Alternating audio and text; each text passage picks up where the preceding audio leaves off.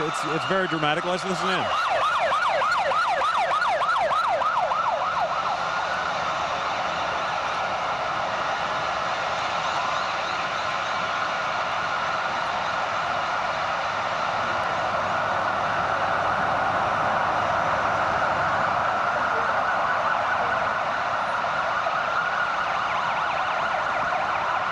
I must tell you that this parade tonight, as we've walked through the dome over the course of the last couple of hours, to me, and even out on the parade route today, this had the feel of the first normal Mardi Gras, that we were, Endymion was back in its rightful place on Mid-City, in Mid-City along Orleans Avenue, that I'm sure that to somebody living in a FEMA trailer or watching us, you know, on their new HD TV in their FEMA trailer after 2 years, nothing seems normal about it. It's all still a part of the context.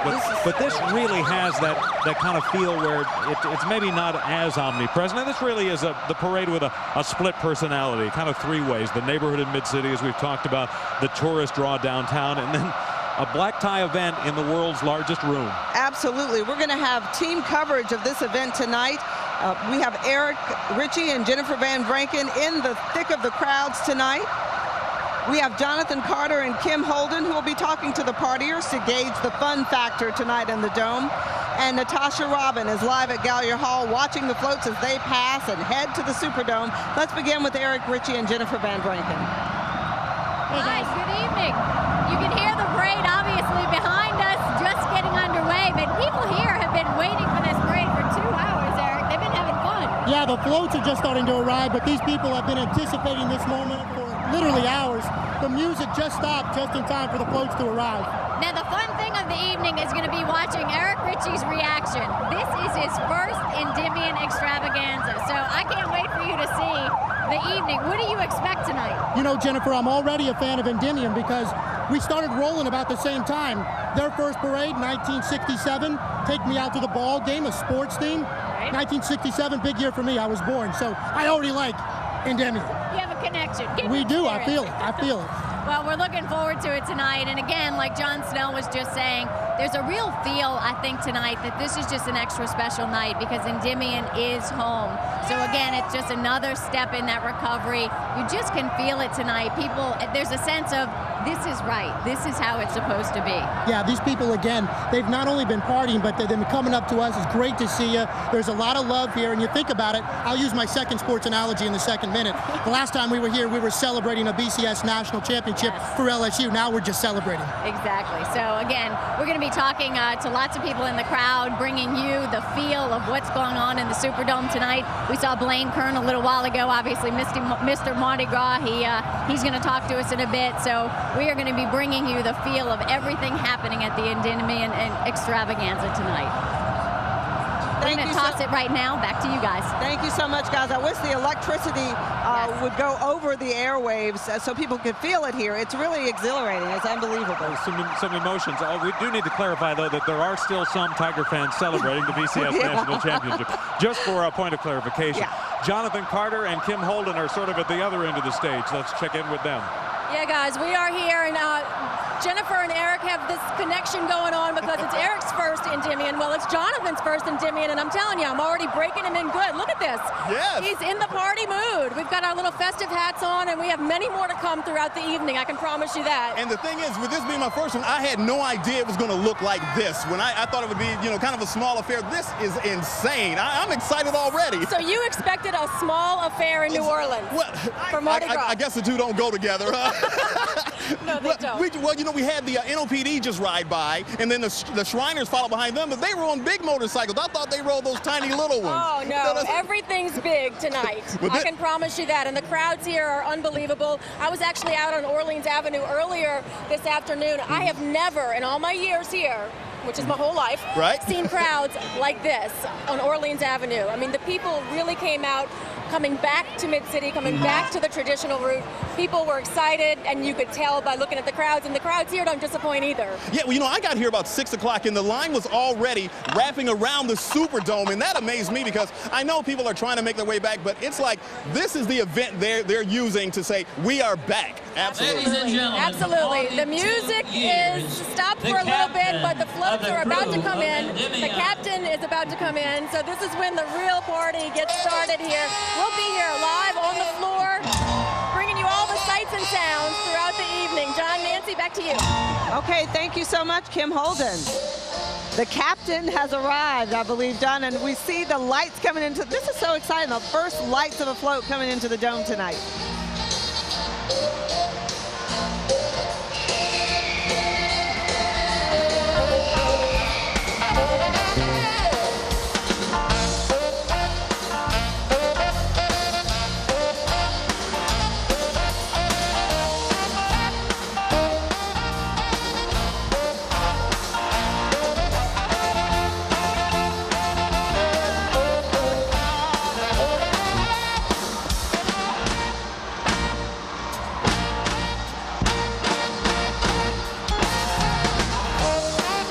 With the captain, the Top Cat, and the Chiwi, welcoming the captain with the second line. What we have not talked about yet tonight is the theme, which is a salute to Rudyard Kipling, yes, who the great actually 19th and 20th century author, born in India, the guy that wrote the Jungle Book, for anybody who may say who. A lot of wonderful children's stories, and it's really a perfect theme because there's so many different adaptations when it comes to the floats. Ed Nunez never disappoints when it comes to the themes for his parades.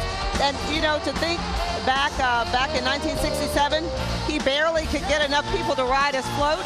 And now look at this, 2,500 people in his parade. Well, you know, one of the great ironies is you talk about this parade, they actually published the wrong starting point in the newspaper, far be it from the media to ever make a mistake. And the crew got there the first time they did manage to parade, which was sort of the second year of their inception. And they thought, oh no, this is terrible, nobody's here. And then it got back to them that, well, no, a few blocks away, it's incredible. Little ticker tape, worthy of Wall Street.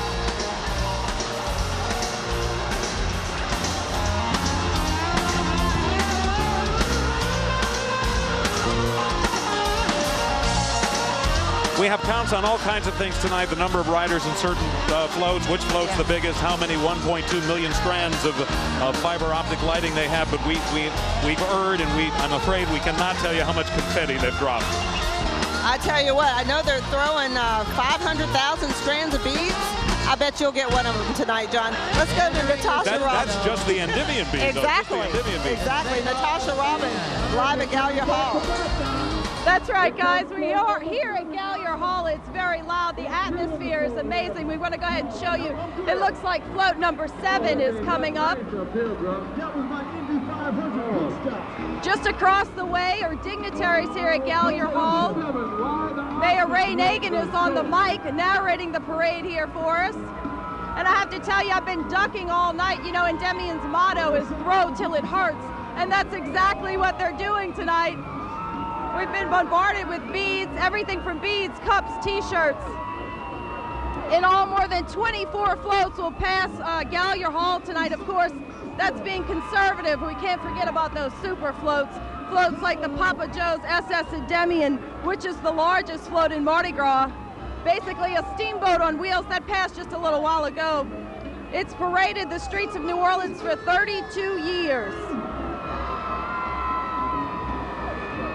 These riders very happy. We've seen smiles on everybody's face tonight, the return to Mid-City. Everyone says they feel at home again.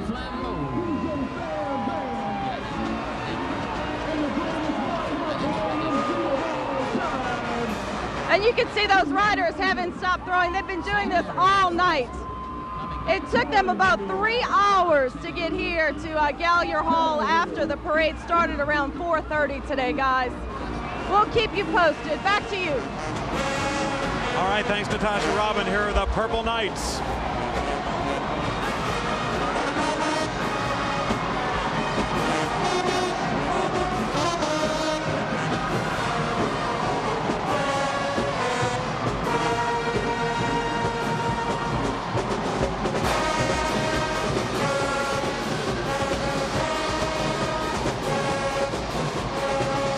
The St. Augustine Marching 100, I'm sorry, just maybe the best high school band in the country. I think you're fair in saying that. I mean, they have a powerful sound and really a powerful story, how they bounced back after Katrina. They got all their ducks in a row, and they started marching right away, and this is a tribute to so much that they've overcome. They're good.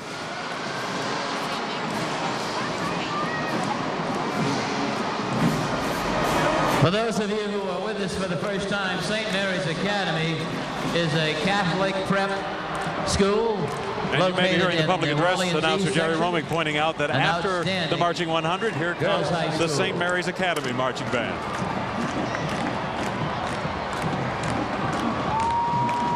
And stand by, because we are about to welcome our grand marshal. That's a good 1-2 punch. John, when you think about these kids have walked miles and miles and miles, and it's a long way to the dome. Oh, you do this, you can eat anything you want for a day or two. For a week, probably. Coming in.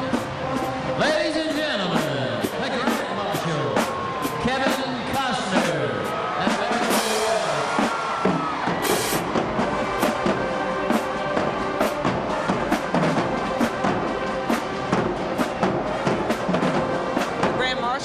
Just entering the dome right now. I don't know if you can see it yet, but we can. He's on his way.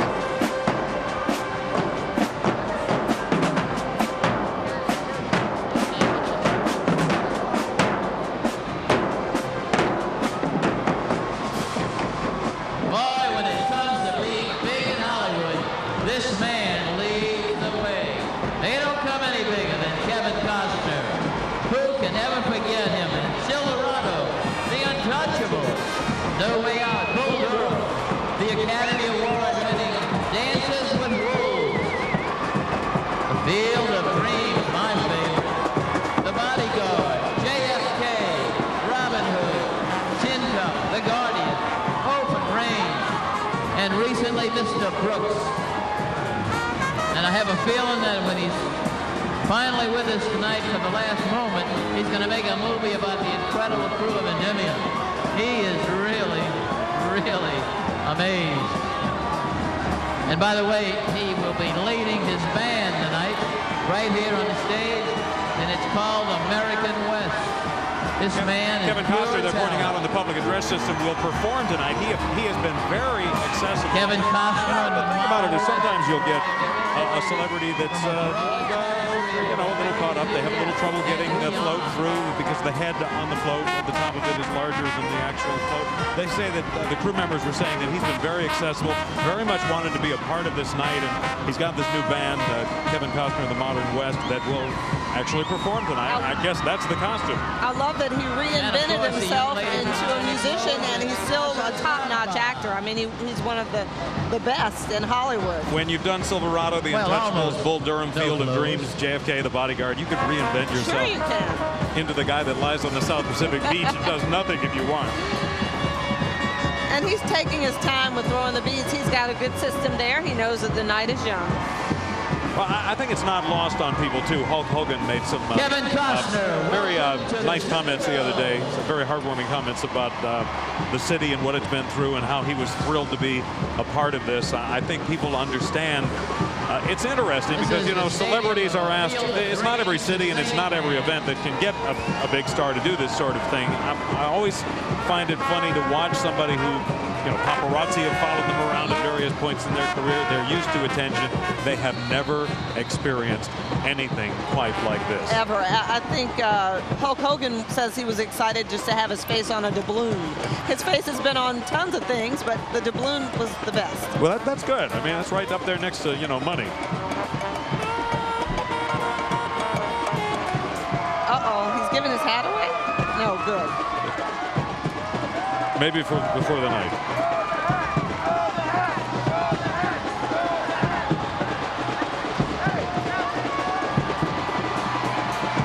Lauren Green, the late Bonanza star, was King Bacchus in 1984, and I'll never forget looking up at him, and he just had this sort of dazed look on his face, like of disbelief. at, you know, 15, 12, 20, 25 people deep along St. Charles Avenue. This is not the Ponderosa anymore.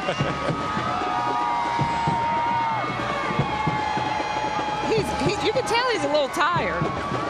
Well, he's got a big night ahead. This is they describe it as a tight-knit group of some longtime friends who have put this band together as he's tried to go on to another chapter, if you will, of his career. And they are going to be the first to actually perform after the parade runs its course.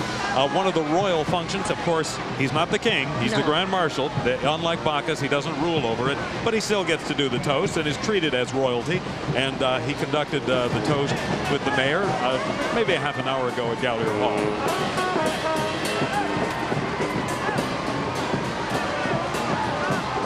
Flattered me, and just makes me want to do better things. God bless all of you. Thank you for giving me this honor. Thank you, sir. Now, Kevin, I must tell you, we have a little tradition we do with everybody we toast. After we toast, we play some music, and you got to get your boogie on, okay? All right? Hit it, Charles! Oh, go ahead, Kevin! Let's do this boogie, Kevin! Oh, there you go, y'all! Kevin's got a little boogie in here, that's what I'm talking about. Kevin Costa, ladies and gentlemen! That's a loose man! Yeah! Let's open up! The Xavier University Prep School Band. Here we go. Over here. Yes, sir. As we see this incredible scene of the first floats, the first units coming in, the excitement here in the Dome, we're going to take a break so you can catch your breath. We'll be back with much more of the Endymion extravaganza in a moment.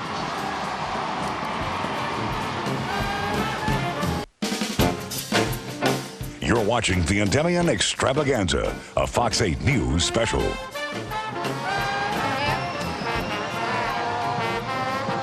We are back in the world's largest room in America's largest party by a landslide tonight.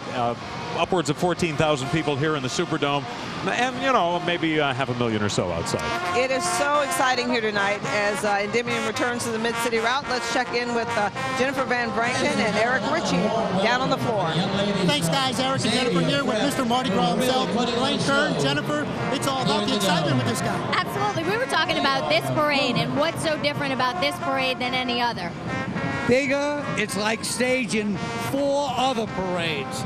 This year we took super floats, 10 of them out of their parade, and did super supers with 30-ton chassis. This crew's almost 2,500 members. It's like 5 other clubs. And the captain, of course, he's a genius as far as promotion goes. He really is. He's the mayor of Kenner. But I said, Ed, you're not going to be remembered as the mayor of Kenner. You're going to be remembered as the captain of Endymion. Hey, Mr. Mardi Gras, we just had Kevin Costner roll by us. What has he been like as the Grand Marshal of this parade? A sweetheart, a gentleman of the first order. Really and truly been very fortunate. Now, you've seen this parade grow over the years. From a little bitty parade on Doucet with Ed rented floats for $5,000 till 40 years ago I brought him in for the Bacchus floats. And I said, Ed, once you see this, I'm going to give you floats at half price, but after that, you belong to me. Because I knew it was going to be a smash. And who else are they going to go to? You do it right. But tell me, how do you feel about it being back on its original route? Oh, my God, it's necessary. These people were crying. They were so happy. I rode with the captain last night. At 12 o'clock last night, there were hundreds and hundreds of people in tents, barbecue pits, singing, partying, but they're there for a couple of days. This is a unique crew, big and brassy, fiber optics. This is Endymion special. Mr. Mardi Gras, I got to ask you, I know we got all these floats and we got the big stars. What about some of the bands like St. Aug Band that just followed us and Xavier University's marching band behind us? How important are they to this Mardi Gras extravaganza? Well, music, we take any one of our average high school bands is better than anybody else's band in America. That's true. These kids look up to like Southern University, Isaac Riggs for 40 years as director. Hey, This is all part of Mardi Gras. Well, thanks for giving us another good one. All right. And what you don't see in the breaks is he's out here directing. As each float comes through, he's moving it through, pausing it, letting everybody see. So he's out here on the floor really working and making sure everything goes off without a hitch. Very hands-on tonight to make sure the Endymion extravaganza goes off just as it's supposed to. Back to you guys. All right, thank you, Jennifer. Boy, there's some history there, isn't it? When I got listening to Blaine Kernan, it occurred to me that in New Orleans, a city of such a rich history and so many characters, you know, the Ronnie Lamarcks, the Buddy Dees, the Al Copelands, that, you know, Blaine Kern also, what he didn't point out there is he's a pretty good self-promoter too, but he also will be somebody who is talked about for generations for his role in building what was a pretty big party into this huge commercial enterprise, but also just a much bigger place in history. You know, Etienne de Boré, the first mayor of New Orleans, the guy who figured out how to crystallize sugar. Louis Armstrong, you know, with his world fame. I think that whoever the Buddy Stalls or the Errol Labords, the historians of 100 years from now, may very well talk about Blaine Kern and Ed Munez, and regardless of what you think of his politics, he's probably correct, Kern, it won't be for his mayoralty of Kenner. He really changed the look of Mardi Gras in New Orleans, the first big super group, and rolled even before there was a Bacchus. And even before the New Orleans Saints played their first game, there was Endymion. With their little sports theme, a salute to Major League Baseball, and then the final float was a tribute to the Saints, who had not played their first game. Right, exactly. And take a look at the Doobie Brothers. You remember them? What a fool believe. I love that song.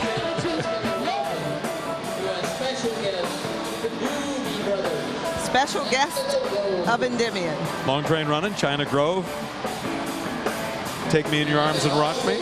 All those great ones. Yeah. Although I showed my age recently when one of our part-time employees in the newsroom had not heard of China Grove. I said, no, it's on that dance show that was playing that night. So he knew that. I remember something he did.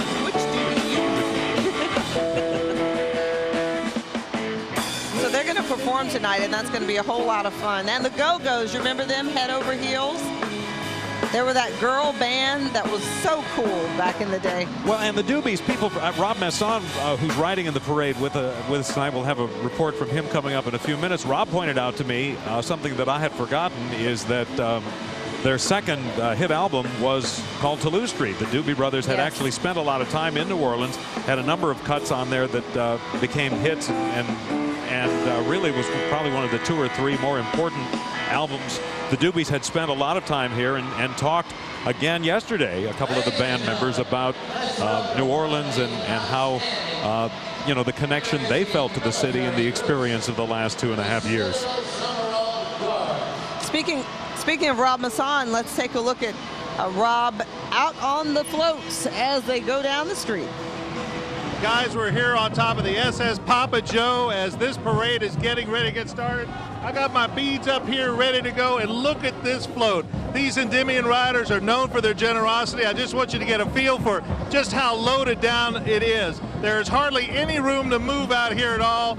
They have been organizing their beads here for a while. Kyle Bordelon over here, the Von Hovens over here. We got the whole family lined up. Get ready for Endymion's return to Mid-City. And as you can see out there in the neutral ground, we've got about 20 bands serenading us right now. There's sort of a makeshift battle of the bands going on out here. We can hardly hear ourselves think. We can hardly move around here because of all the throws. These people are going to be ready to be generous tonight. They're going to be free. It's a beautiful night for the parade as Mid-City welcomes back Endymion. Back to you guys. McDonough 35's band in the dome right now as they take us out to a break. You're watching Endymion Extravaganza.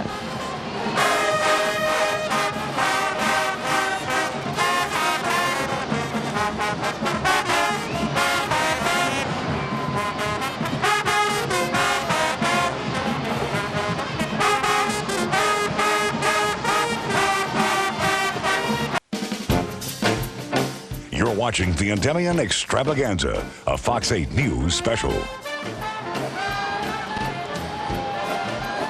The population inside the Superdome tonight will be somewhere approaching 17,000 people by the time you take however many hundreds they have that actually work tonight as part of Superdome staff, and then the 2,500 riders and the upwards of 14,000 people who have gathered here tonight to watch the biggest crew of Mardi Gras, which made its return to the Superdome last year, but really feels at home tonight as it returns to its mid-city roots. And for people who have never experienced it, it sort of defies the mind, but it's a wonderful experience on the floor. And let's go down to Jennifer Van Branken and Eric Ritchie. Nancy, thanks. We're here with a very special guest, Senator Mary Landrieu. And Senator, I know this is what it's all about. Yes, and we know the busy schedule that you keep because we're always asking you about issues and such, but why is it important for you to be here tonight? Well, it's so important to support Endymion. Going back to their original parade route, which sends such a positive signal to Mid-City, to Carols, and to Orleans. And, you know, with every band that marches, you know, and every float that rolls, it's a reaffirmation that we're claiming this region that will come back bigger and better. So, you know, it's wonderful to celebrate, and I know that's what's on everybody's heart tonight. The anticipation in the air is here for so many hours here, waiting for these floats to come in. Then we see a Kevin Costner, we see the Doobie Brothers, and the Go-Go's. The excitement's right now, it's right here. Well, and Mardi Gras has always kept Louisiana in the international scene. I mean, there are people I have met this week from all over the world that are here cheering for us, encouraging us to come back. So I know there's still neighborhoods we have to build, but it's wonderful tonight to think about how far we've come, and you know, and how exciting it is for us to host this wonderful event. Is this something that allows you to tell people and be an ambassador and say, we are back? Absolutely. That's why we're so happy Mardi Gras never got canceled, even as the year after Katrina. But we roll every year, and we get stronger and bigger, getting back to our original traditions, which are so special for people. So I can't thank Ed Munez enough and the City Council for helping make this happen for the people of the region. Do you have a favorite float, a favorite thing you look forward to in Endymion? Well, I had my eyes on Kevin Costner tonight. I hate to say to my husband, but I did. I thought he looked quite handsome. I think you're not the only woman apologizing to her husband tonight for maybe looking twice. Yeah, and I was excited with the Go-Go's, too. And the original band still looking pretty good after all those years. Absolutely. Well, thank you, and happy Mardi Gras to you. All right. Thank you, Senator. We're sending it on back to you. Okay, thanks, guys. You know, that reminds me the discussion about Mardi Gras a couple years ago, that we forget there was a good bit of controversy involved in whether it was a good idea to hold that. There were some emotional feelings from people who had lost loved ones, for example, in Katrina. And I talked to a Zulu member who rode that day. And he said that he had some qualms about riding, decided he would go ahead and ride, and he said they turned on Jackson Avenue. And he saw the smiles on the faces of the children. He said, okay, I get it. This is why we want to do it. Yeah, it is New Orleans, and it is really the blood of New Orleans. Part of the blood of New Orleans is Mardi Gras. Let's go down to Kim Holden and Jonathan Carter. All right, Nancy, you know what? There's fun really everywhere. No matter where you go in the Superdome, there's something happening. Now, I'm holding this bag in particular because it's kind of part of me now, Kim. Yeah. It wasn't so much as thrown to me as much as someone from the captain's float embedded it in my brain. Yeah, that's part of your head now. Yes, yes. Absolutely. But we do want to show you, Endymion has some new throws this year. These are some of the new throws. They're the lighted, I'm not sure exactly what they're called, but they're the lighted beads for Endymion. They also have, I believe, a stuffed elephant is going to be hard to come by. This is a lanyard, by the way. But you know what makes Endymion? The officials are great. The captain's wonderful. Mr. Mardi Gras is fantastic. But this parade would not be what it is without the people. Absolutely. The people. These guys right here. Where are y'all from? We are from Metairie in River Ridge. All right, y'all been coming out to this parade for a long time. About 5-6 years now. This is your spot. Yes, this is our spot. As you can tell, we've been here for a while. Check out the team. I can see that. How do you prepare for tonight? We got to make sure we have enough alcohol, food, and of course the stuff to protect the alcohol and food. So you actually have a tarp over your table? Tarp protecting everything so that way it won't get knocked off and spilled and all that good stuff. Yeah, this is the hat crew also. Oh yeah, that's right. Where we got our hats from a little bit earlier. They come prepared. They have props. And so they've been very kind to let us borrow some of their props tonight. We make sure we bring all of our little gifts and props and toys. That way everybody notices that we catch enough beads. Did you get a chance to go out to Orleans Avenue today? Yeah, we We went last night after we left the pre-party for Endymion, and it was packed already. Last night, 10 o'clock last night, already packed. How important do you think it is for the parade to be back to its traditional route? It's a lot more fun out here. We went to the convention center. We had a good time, of course, because it's Endymions, but we had to pass, and the Superdome's a lot more room, a lot more people. As important, I think Mardi Gras needs to continue to roll as part of New Orleans. And as far as after Katrina, it's what it's going to take to get New Orleans back. All right, there you go. The crowd is here. They are ready to party. Everybody. This is the crew right here.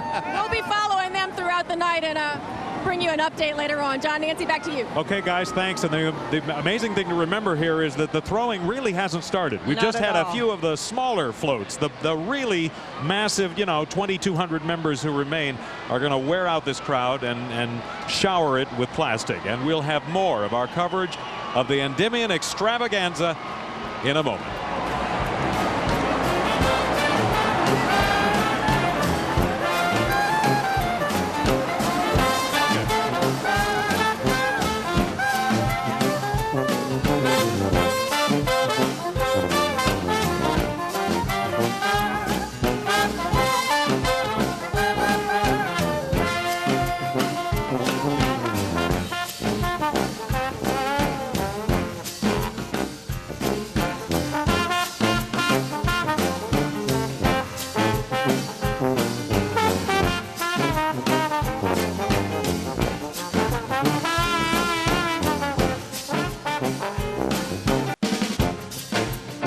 You're watching the Endymion Extravaganza, a Fox 8 News special.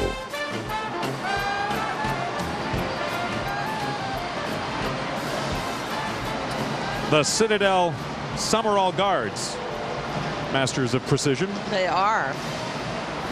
All the legs have to go up at exactly the same time.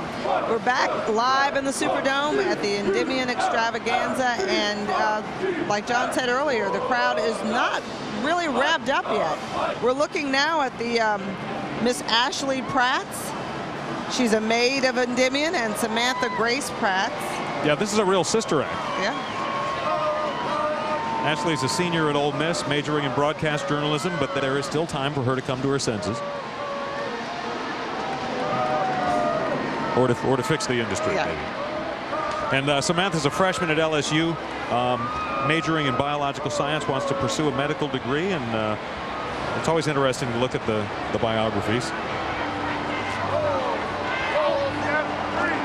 These are heavy. I was about to get into that. Yeah, they're very heavy costumes, and it takes such workmanship to actually put all this together.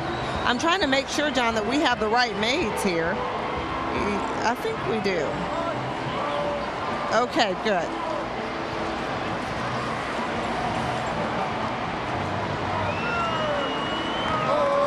Both of them are graduates of St. Mary's Dominican, and Samantha graduated cum laude. So beautiful and smart with all the ostrich feathers on. With some lofty goals. You know, they were talking earlier about the people that Kim and Jonathan were talking to about the spots. The spots are better. What they decided to do when they came back to the Dome last year is it used to be that the floats would come in and kind of skirt the outside of the Dome, and everybody rushed. These hundreds, thousands of people would rush to the rope line, the police rail. What they chose to do now is kind of run it sort of about where the end zone is, from end zone to end zone in a way. And twice as many people really are able to get right up to both sides of it. Because if you were on the right side of the float, you had the reviewing stand to throw to, and that or us. So we're a good 100 yards away from the danger zone now. Which is a good thing, because we've gotten injured in the past from this thing.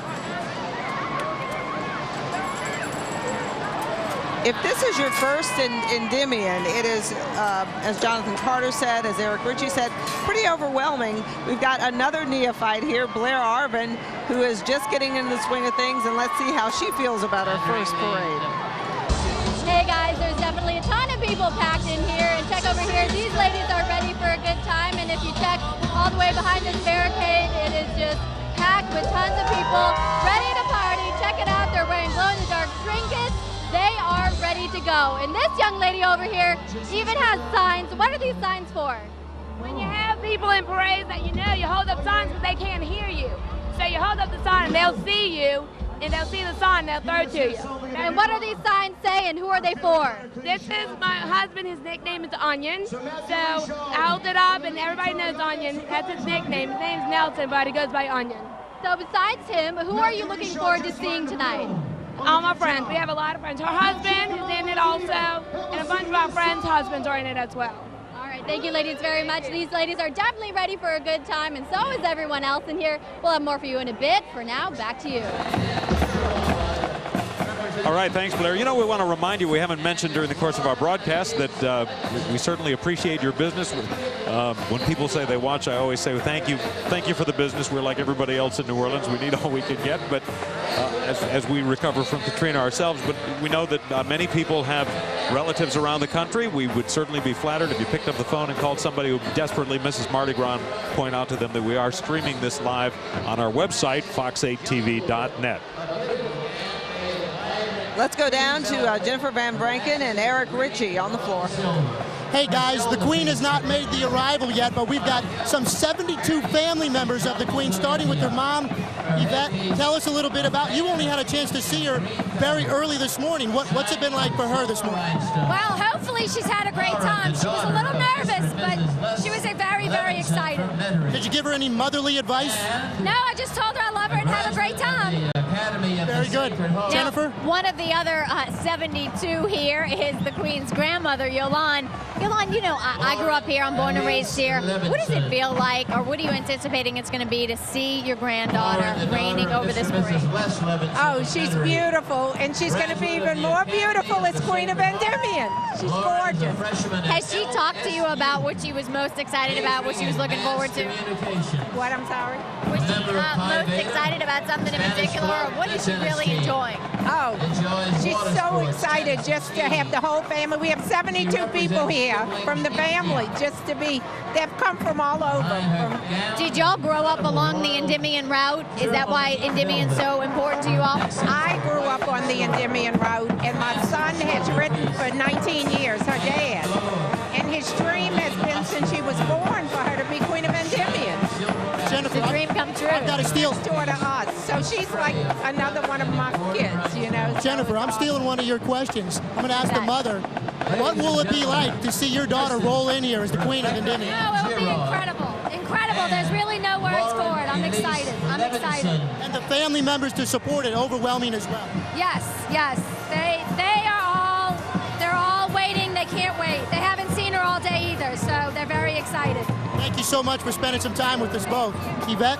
We're going to know, of course, when the Queen passes. You're going to just hear this whole section erupt with 72, almost 100 people here for her. So, little preview. We'll send it back to you. All right. Thanks, guys. They're talking about Bethany Nicole Burst, the daughter of Mr. and Mrs. Scott Burst, when she arrives. So we'll take a look at that. These ladies have done a lot of planning for this ride tonight. Probably all consuming for months and months out of the year. Absolutely. A student at Sacred Heart plans to attend LSU in pursuit of a degree in sports medicine. And right now we're looking at a couple of the maids, Rebecca Ann Giroux and Lauren Elise Levinson. And they're representing Jungle Book with their costumes tonight. I think that's the Taj Mahal that she's supporting there. And it probably at this point feels like it. Well, as we await the Queen's arrival, we'll take a break. Be back with more of our coverage of Endymion 2008 in just a moment.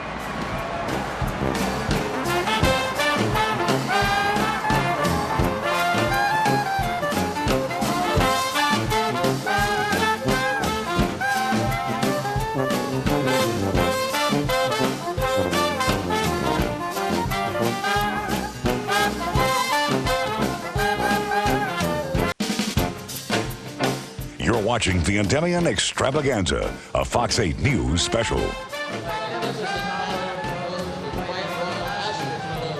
The lovely Bethany Nicole Burst, Endymion 42. It's a dead giveaway when the queen comes in. She's the one with the crown. Yeah, and the huge plume behind her back. She is decked out in the peau de soie, whatever it is. That was close enough. Peau de soie. Yeah, is that what it is? That was okay, good. You all did right. well. Yeah, you can explain to me. Well, that sounds. Accomplished sports person. She's a hurdler, she's a cheerleader, she's track and field, she does it all, and she hopes to open a sports medicine clinic when she gets out of college. She went to Sacred Heart. And some of the 100 or so family members who have lined the route in anticipation. That's her grandmother, by the way, in the black. Bethany, right ahead of you, your cheering section.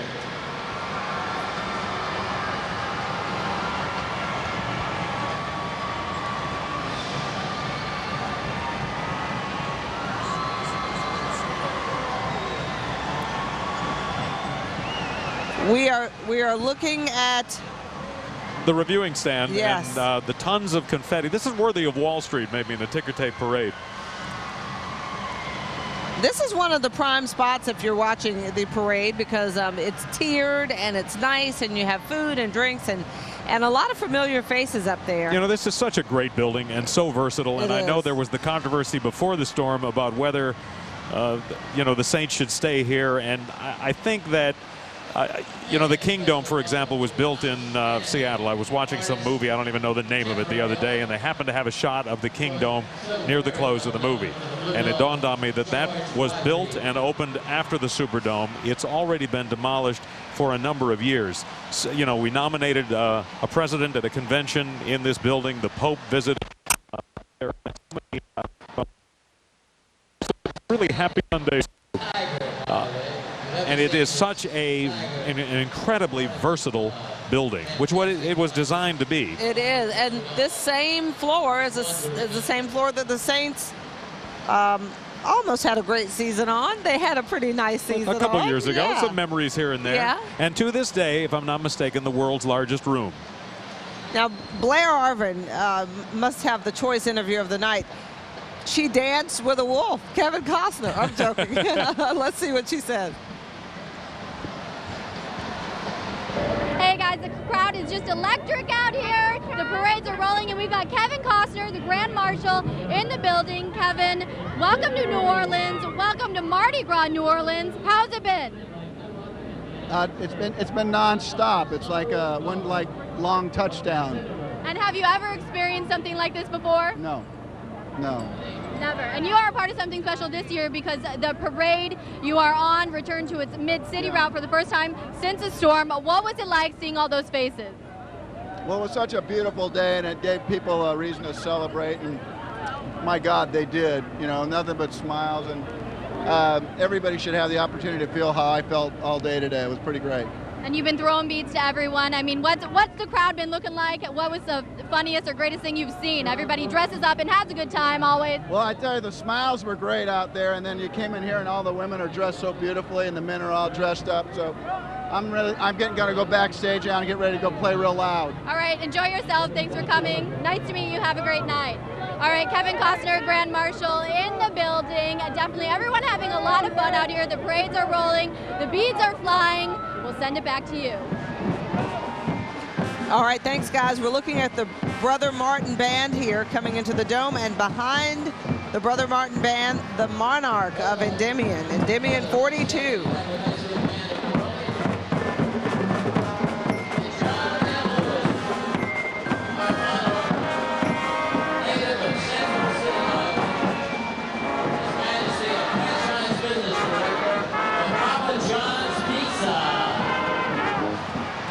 John Lewis, who grew up in Central City, Iowa, moved here in the mid-90s, been, I guess, 1994, 14 years, immediately joined this crew, immediately immersed himself in the community and in this great celebration, and he rides as Endymion 42 tonight. John M. Lewis. Now he's wearing a tunic of peau de soie as well. Tonight he's the picture of royalty. And his headpiece, embellished with heavy, majestic appliques. Go ahead, John. All right, and then his headpiece is a regal rhinestone crown with white plumes at the top. And they've added, you know, one of the things that separates Endymion from so many of the other crews is not just the fiber optic lighting, which many of the nighttime crews are going to, but just the number of lights, millions and millions of them. His Majesty's float composed of these multicolor endpoint fiber optic lighting points at the front and behind the throne. Running light boards. And I'm trying to remember that the way Endymion's monarch is chosen, everyone has a chance to be the monarch, I believe. If you want to be, because it is a rather expensive undertaking. And there are parties and celebrations. Some crews you pay for your own, and some it's and you can imagine with 2,500 members, it's quite a competition.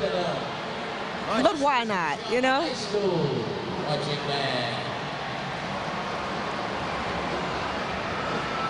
Well, there are some people spending their children's inheritance on plastic beads tonight. On photo swap. All right, we're going to take a break. We'll have more of our live coverage from the Superdome of the Endymion Extravaganza coming up.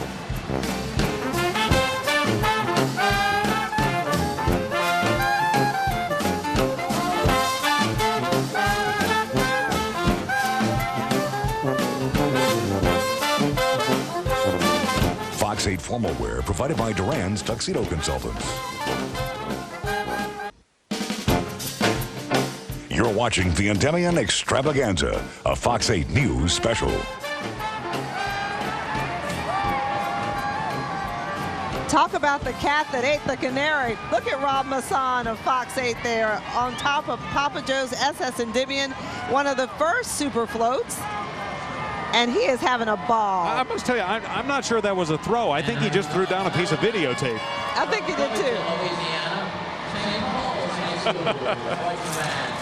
Rob has one of the choice spots of the parade that he's really kind of reporting on it, but he's learning about what it's like. Yes, he's working very hard tonight. It's been really awful. He's standing up there like he's a king of the parade. I love it. You know, this is where it gets serious, because this is the Papa Joe's SS Endymion, the first of the super floats. What a great ride that would be to take the ride. At the time, it was the largest float in Mardi Gras in 1976, something completely new. Yeah, it's named after the guardian angels, Papa Joe Muniz and Papa Joe Asanto. And it's a gutsy little steamboat that has made the ride for 32 years again, as you said now, and actually has been renovated. Now sports new smokestacks with more of our fiber optic lighting. Photographer Barry Miller getting his 15 minutes of fame there. They're like two kids. That's a great ride. One of you will reach the stage. One of you will reach the stage. You know, one neat thing it's a lot of history with this float. On the bottom it shows Kenner 1979, when the year that there was no Mardi Gras in New Orleans, when it had to roll in Kenner. It shows where it rolled uptown in 2003. You'll see all this along the bottom of the float, all these important dates. Kind of a history lesson for Endymion.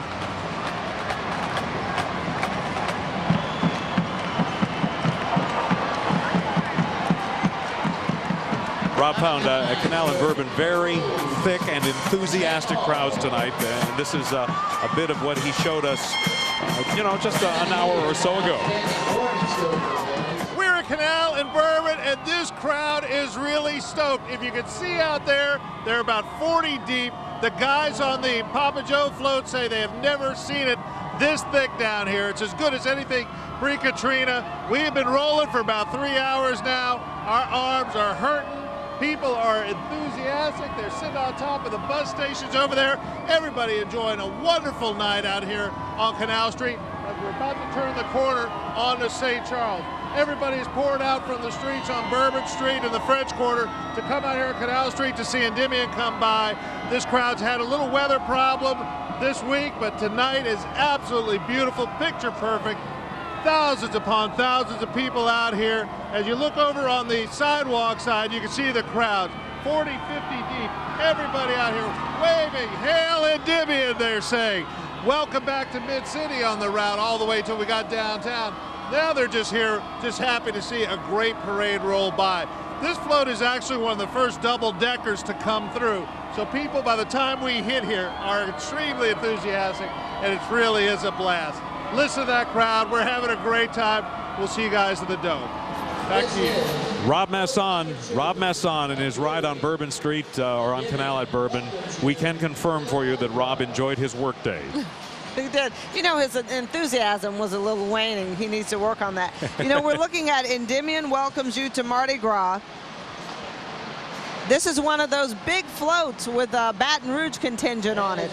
It just is 1.2 million feet of point-to-point fiber optic lighting, and it's gorgeous. Let's go down to Jonathan Carter and Kim Holden. Hi, Nancy. Hi, John. We're here with a couple of riders, and, you know, we heard Rob talk about the crowds just being amazing. Well, these two guys right here were on one of the first floats that came in, and Jonathan can tell you what they've been up to. Absolutely. This is the bag I showed you early in the show right here, and I got smacked in the head by this thing, and I found the culprit. It's Dennis right here. Dennis, let me tell you something. You have a great arm. How much does this Mardi Gras mean to you? It's a lot of fun for the people here. What's it mean for you? It's great. There's nothing else like it. I've been doing it for about 8 years now.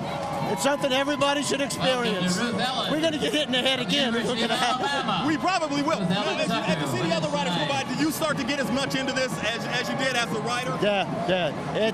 I don't want the bees, but it's really incredible. If you've never done it, everybody needs to try it. Okay, now I see you ducking, so I think we're both going to get out of the way. As we swing the camera around, we can see these floats right here. And Kim is going directly up to the floats.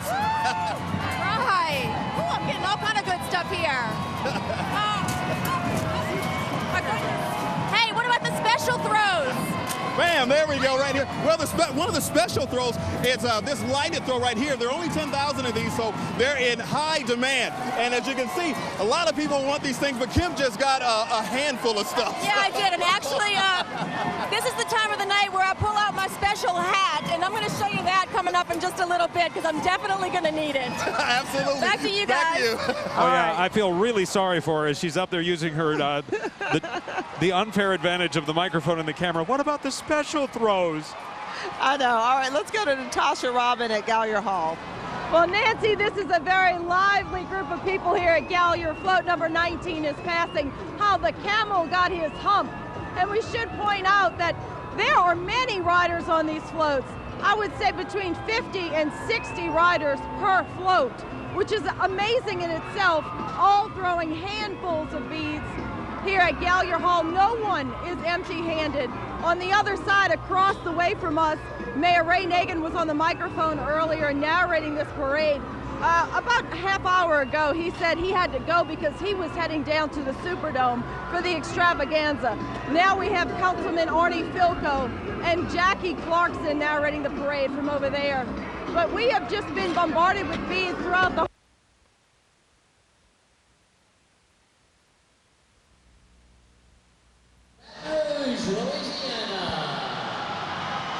Well, we've lost Natasha on St. Charles Avenue, but we again confirm that people are having a lot of fun there, too, as the Warren Easton Senior High School Band makes its way in.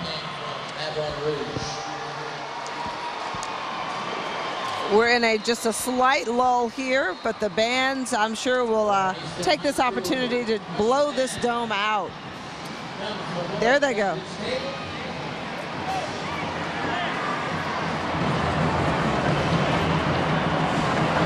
They always put on a nice show as they get to the reviewing stand.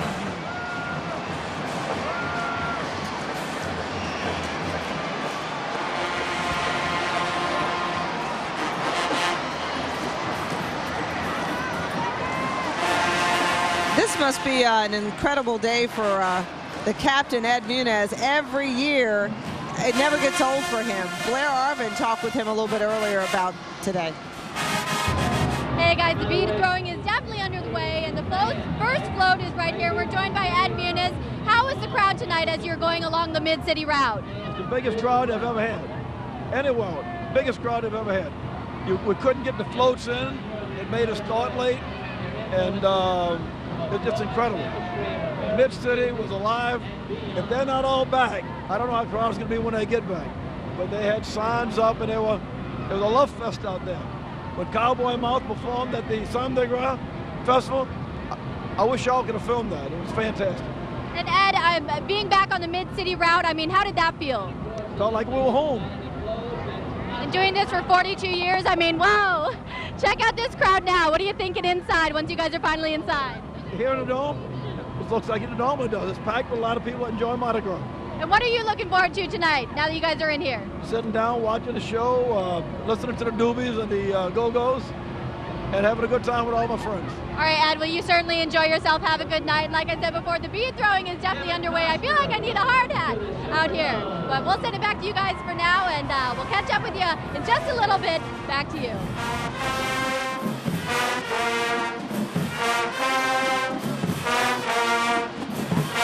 Okay, thanks, Blair Arvin. You see the fiber optic lighting that is talked about so much on these floats. And we're going to listen to the Warren Easton Band. They are blowing it out back there.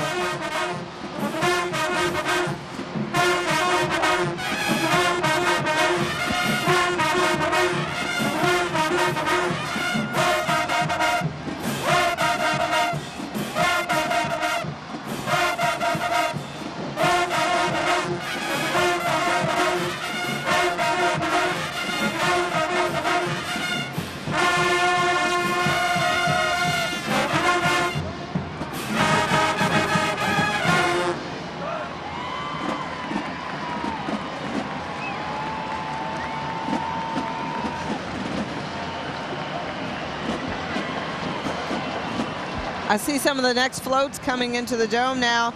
Remember, this whole night is a tribute to Rudyard Kipling, and a British poet born in India, wrote The Jungle Book, wrote Kim, and so many other children's stories.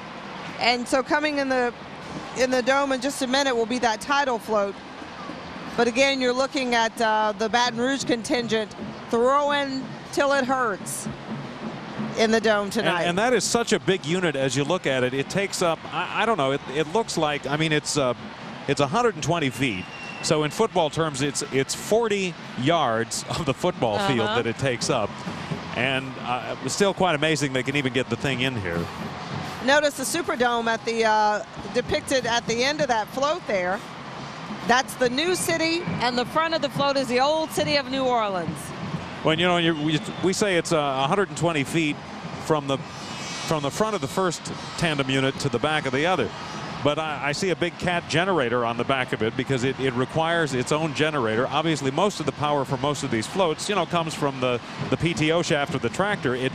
It's got a pretty big tractor pulling it, which is incapable of powering those two units. Wow. Well, look at the lights. It's a whole city skyline on the float.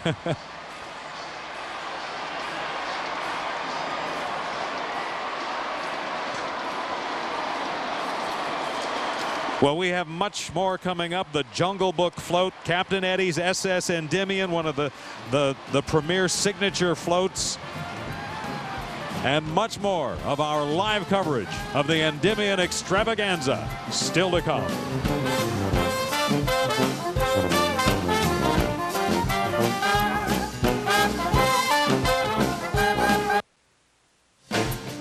You're watching the Endymion Extravaganza, a Fox 8 News special. The last few people in Warren Easton's band saying, thank goodness we're in this Dome. And speaking of last, Natasha Robin at Gallier Hall has only a couple more floats to show you the incredible progress they've made tonight. Natasha? That's right, John. Float number 23 just passed us a moment ago. And I believe we only have 24 floats. I do not see it coming, but it should be down there and to us in just a few minutes. You can hear the music coming from Gallier Hall. There's a DJ that's been entertaining the crowd here all night. And earlier I was saying, you know, we have rules here at Gallier Hall. Earlier tonight, Mayor Ray Nagin told everyone that they had to keep their hands up when floats pass, and it's not to get beads, it's to protect themselves because the riders have been throwing so much that he said everyone needed to get their hands up when those floats passed, and so they cranked the music up and people danced and everybody had their hands up every time a float passed. But it's been a wonderful night here at Gallier Hall, very lively, a wonderful atmosphere, a wonderful night, very family oriented night here at Gallier. People brought their kids out, the stands are completely filled, and it's just been wonderful.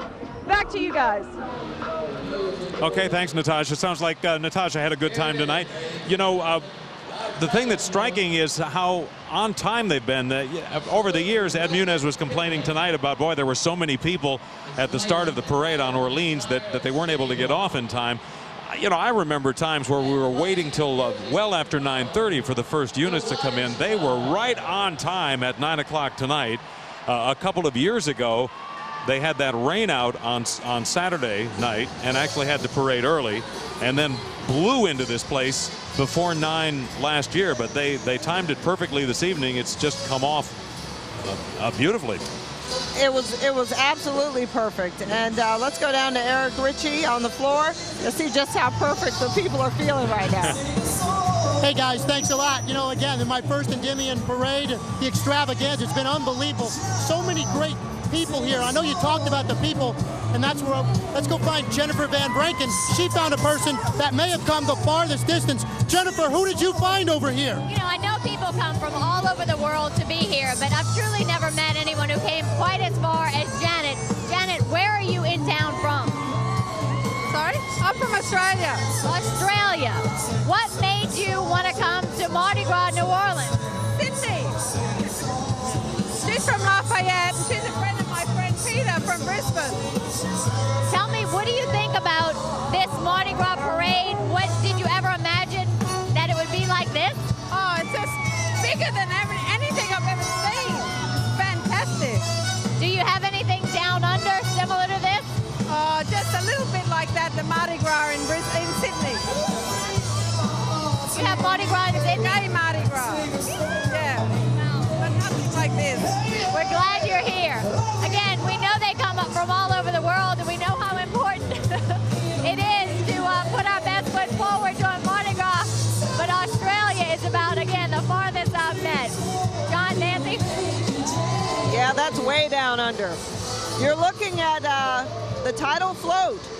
A salute to Rudyard Kipling, and you see the mask of comedy and tragedy. One of the regular floats in this parade. You know, everybody has their little Mardi Gras stories, and it's not uncommon to drive along the streets in New Orleans in November and look over and see somebody with Endymion beads or Bacchus beads hanging from, you know, the rearview mirror. Our photographer, Paul, you always know where it's Paul's unit, where they all look alike. Oh, I'm with Unit 4. I don't look for the number. Oh, okay, there's Paul. He's got his Mardi Gras beads there on the mirror. I was driving somewhere in the Midwest earlier this year. I looked over and somebody had, with an Iowa license plate, a big collection of Endymion beads around the rearview mirror. They're worth keeping. They absolutely are worth keeping. Oh, it's precious New Orleans jewelry.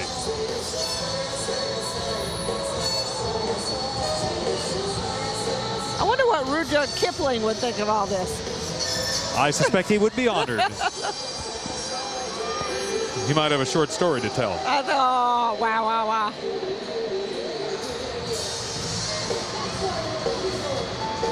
This is the float with the huge mask of the Greek muses. Comedy and tragedy. Melpomene and Thalia. I know, you work on that, and you have to remind yourself to say it correctly. Yeah, in New Orleans, Melpomene, that's really Melpomene. Thalia.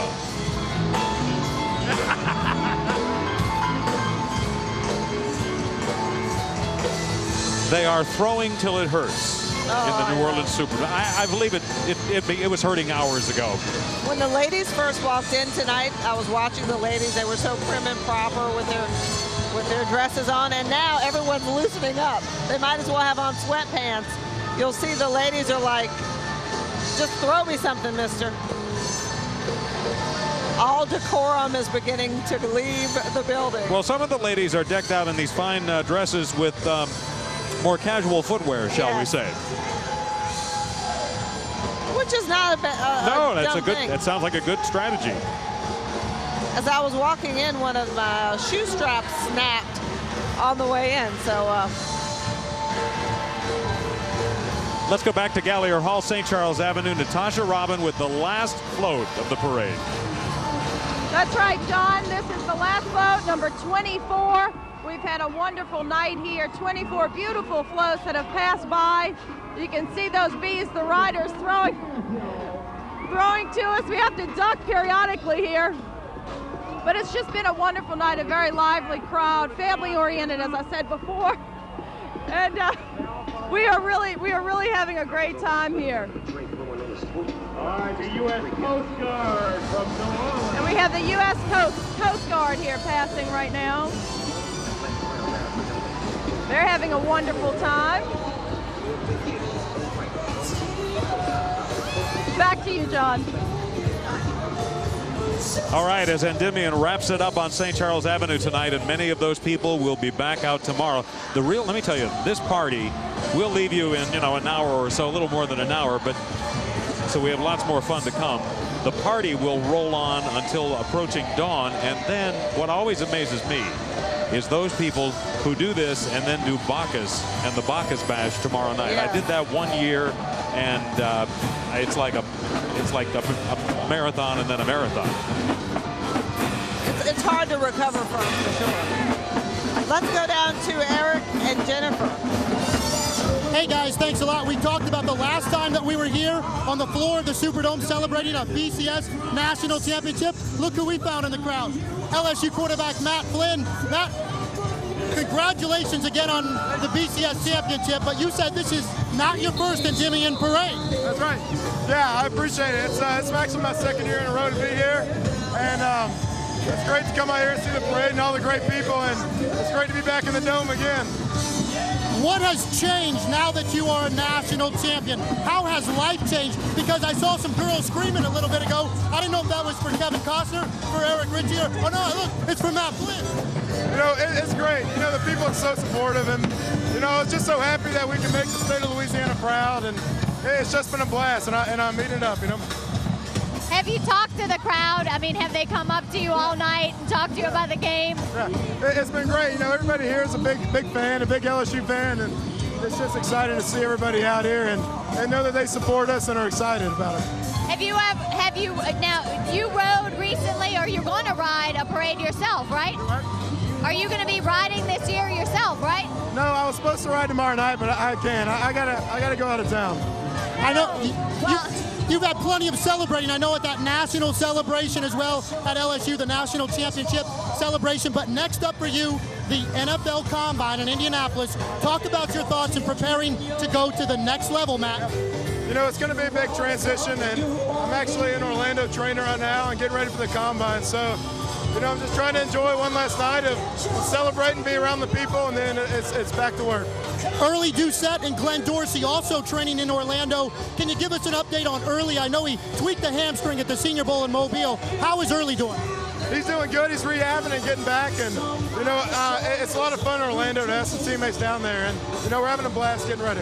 Matt, thank you so much for your time. Best of luck to the next level. All right, thank you very much. Thank you. Thank you. Hey, Jennifer, you think about it. We've had rock stars, we've had politicians, we've had actors, now we got an athlete, a star quarterback. This whole section is really enjoying it because, again, it brings back so many memories of the Dome and how much fun we all had when LSU brought home that national title. So this section has just been crazy all night, and with good reason. Yeah. Mardi Gras and the national championship. And you think about some of the images from that national championship game that'll stick through your mind. Matt Flynn holding up the Waterford Crystal football and kissing that football. The cover of Sports Illustrated. We'll always remember that. And I remember, again, just like tonight, the purple and gold confetti coming down. So just feels so good being here again, celebrating. John, Nancy, back to you. All right, I think Eric's in his glory. I think that's a safe assumption. And he figured out a way to put some sports in this thing. He did. All right, we'll be back in just a moment. As we look on at the Jungle Book, that timeless and classic Kipling tale, there is much more to come, including Captain Eddie's SS Endymion.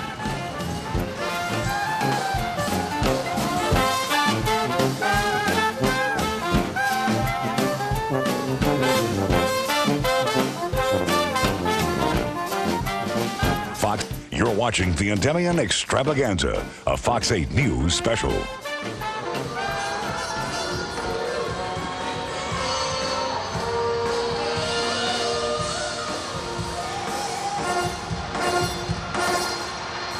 Wise Guys on stage at the Superdome.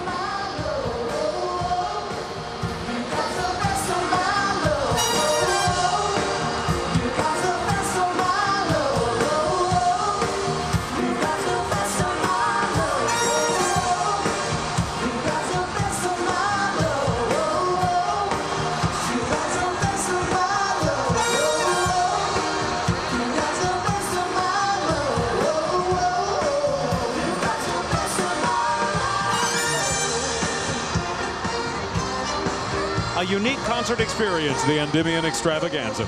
Feel free to get up and dance at home if you feel like it. Another one of those huge floats is coming in. This one's Gunga Din, a lowly water carrier in the infantry of the Indian revolutionaries, becomes a beloved figure to the unit. And the very front, you see an image of Gunga Din, another Rudyard Kipling story.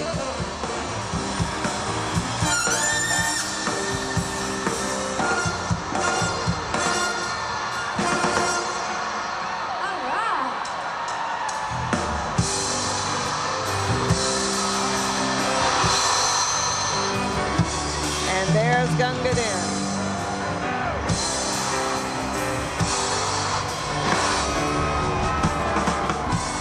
Well, there we go. Days when the rain came. Started hollow. I'm playing a little games. You know, the thing about some of these guys is they get to the end of the round, they realize, oh no, I have all this stuff to give away. Rare is the Endymion rider who you see, you know, holding up his hands helplessly and saying, I'm sorry, I'm out. So they start dropping bags, bags of stuff down. Well, you know, I've never ridden in Endymion. I've ridden in Zulu a couple of times, and their issue is that there's, you know, and Blaine Kearns talked about this on a number of occasions, weight is an issue with so many of these crews. They have to design and repair and refurbish and strengthen these. In some cases, some of the older old line crews have had to really take extra steps to make sure that the thing can make it down the street because it is so heavy.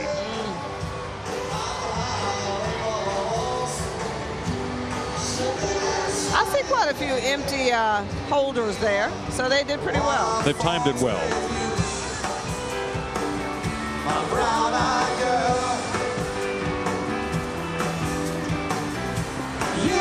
Fox 8's Rob Messon, if you're just joining us, was lucky enough to ride along tonight. You know, it was a tough assignment, but someone had to do it. And here were his thoughts as he reached the end of the route. Guys, we are having the ride of our life for the last 4 hours. Just constant noise. As you can see, the Superdome's behind us. We'll be inside there in a few minutes to join you for the extravaganza. But all along this route, there have been a lot of people. Here on Howard Avenue, the crowd's a little bit thinner than we've seen. In some places over on Orleans and Canal Boulevard, 40 to 50 deep. Out here, it's only about 5 or 6 deep, but still a wonderful night for parade. Everybody's having a good time. We got some moving around room in this float now. Before you couldn't move, there were so many bundles of beads, but these guys have thrown until it hurts. They've been doing it all night long for 4 or 5 hours.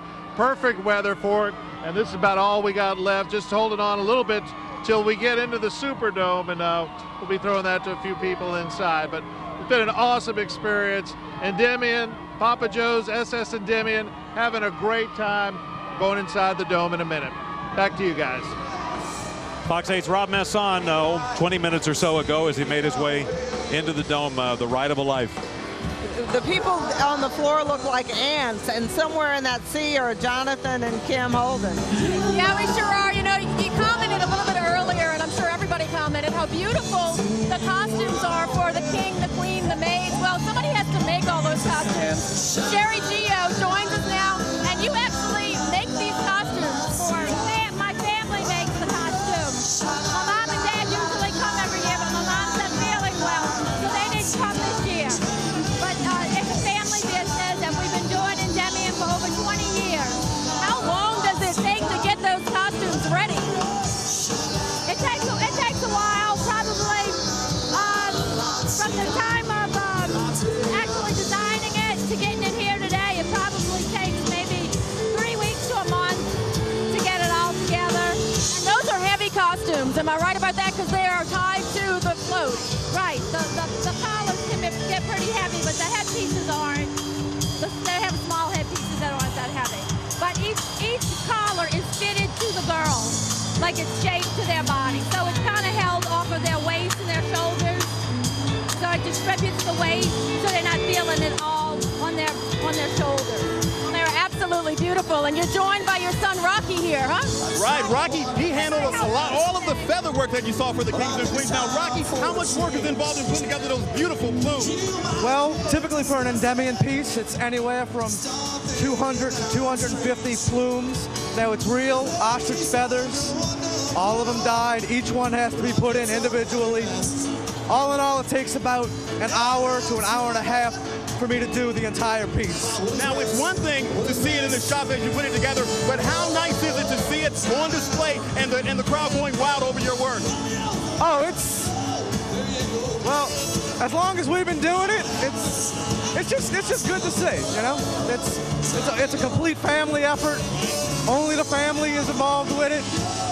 You know, it's just my mama, my papa, my mom, me, my cousin Brian, my Aunt Susan. So family affair, it's just good to see it. So mama, papa, and ostriches. I have an important question. How much does one of those costumes cost? I want to say between the $4,000 and $5,000 range. Wow. For one. Wow. $4,000 to $5,000 just for one of those beautiful costumes. I don't think it's quite that much. We have a family feud going on here. Maybe not that much, but it's still pretty expensive. I can promise you that. We're live on the floor with the costume makers. John, Nancy, back to you. All right, Kim Holden, thank you. And you're looking at the longest float in Mardi Gras, 240 feet, Captain Eddie's SS Endymion.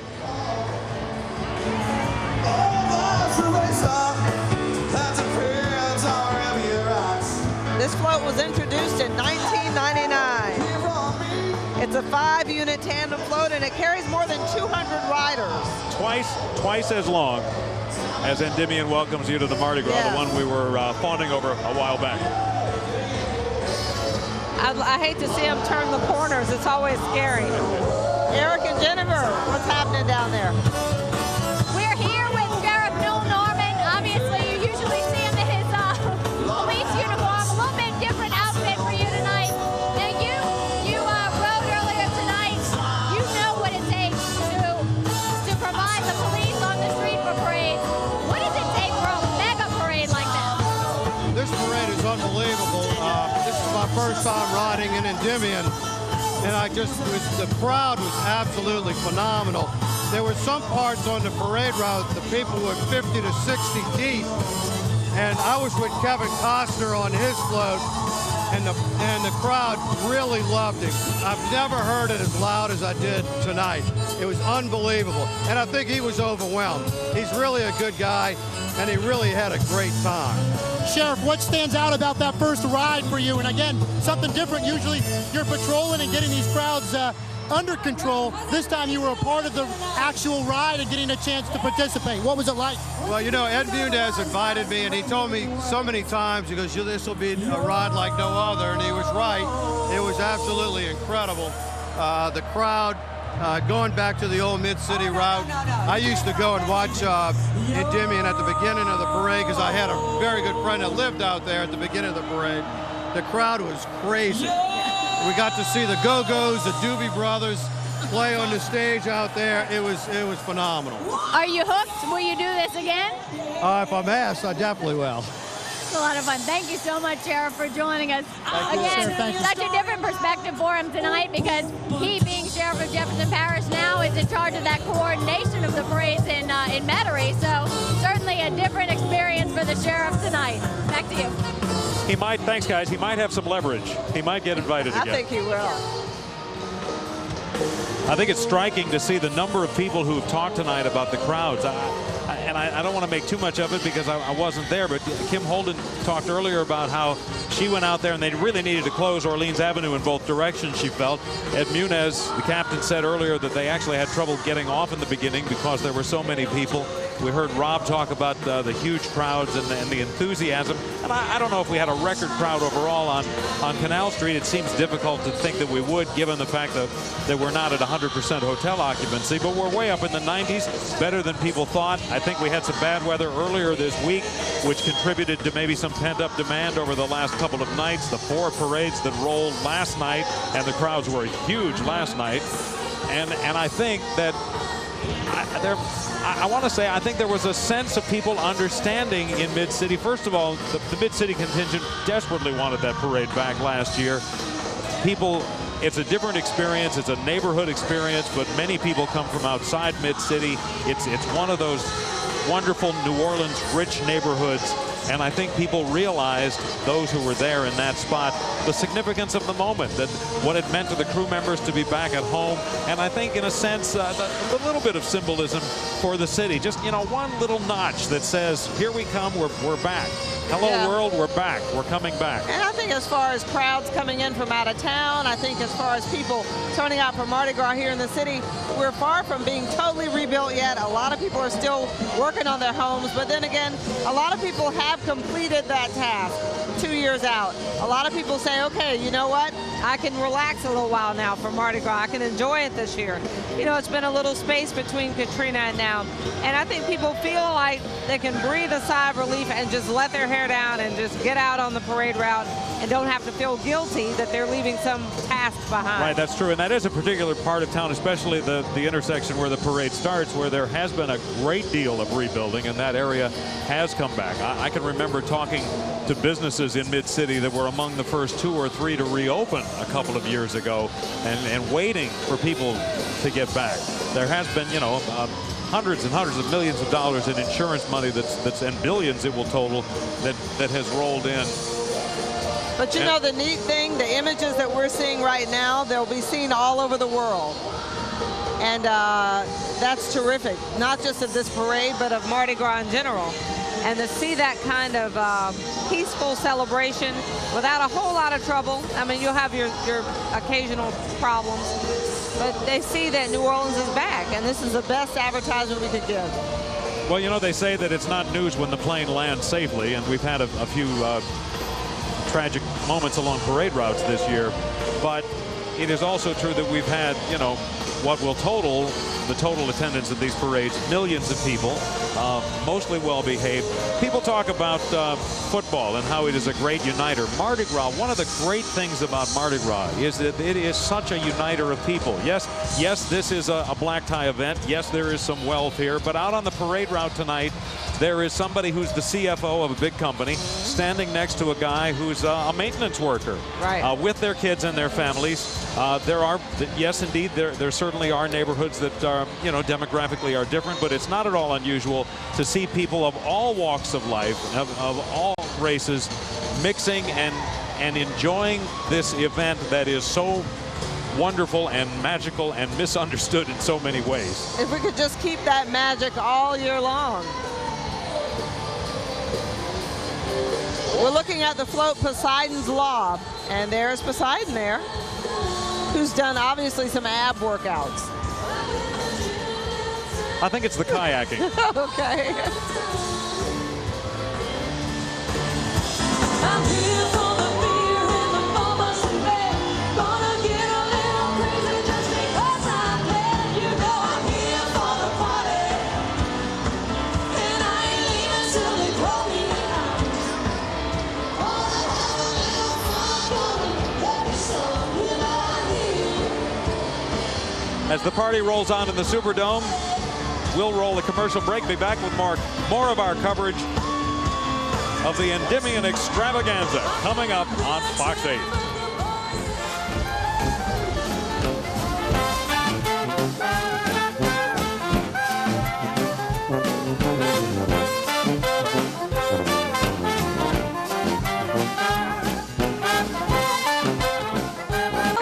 You're watching the Endymion Extravaganza, a Fox 8 News special.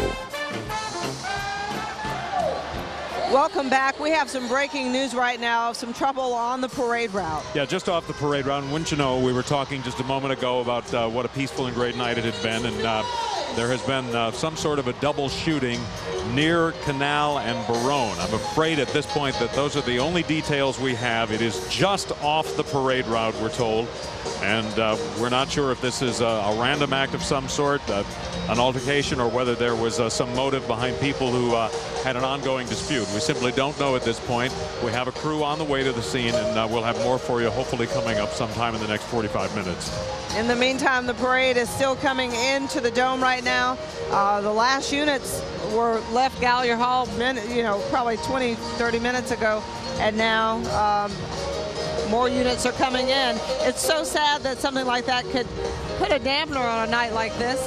We have to find out more information in the situation, but again, double shooting on the parade, or off the parade route tonight as Endymion rolls into the dome.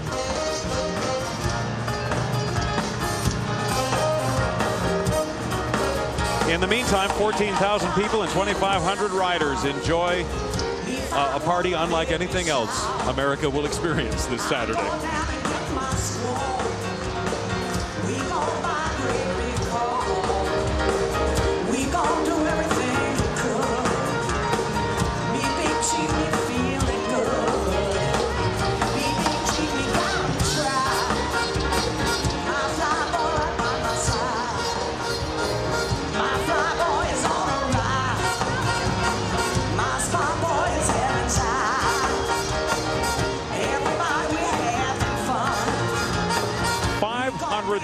Of those signature Endymion throws that they have, which were this year multiple designs based on some of the various Kipling stories. And those are hand strung a lot, and it's amazing that takes an unbelievable amount of time. You're looking at now at one of those beautiful signature floats. I think this may be well, that's the ostrich one. Why the ostrich's wings are short. The great story of the uppity bird who got too close to the sun, and then the blazing sun burned off his wings.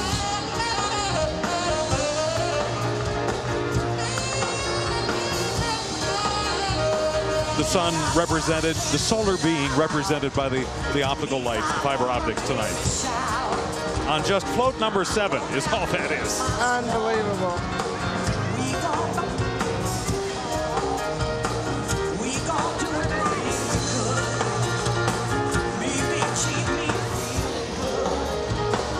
Or to show you how much more they have, 24 floats.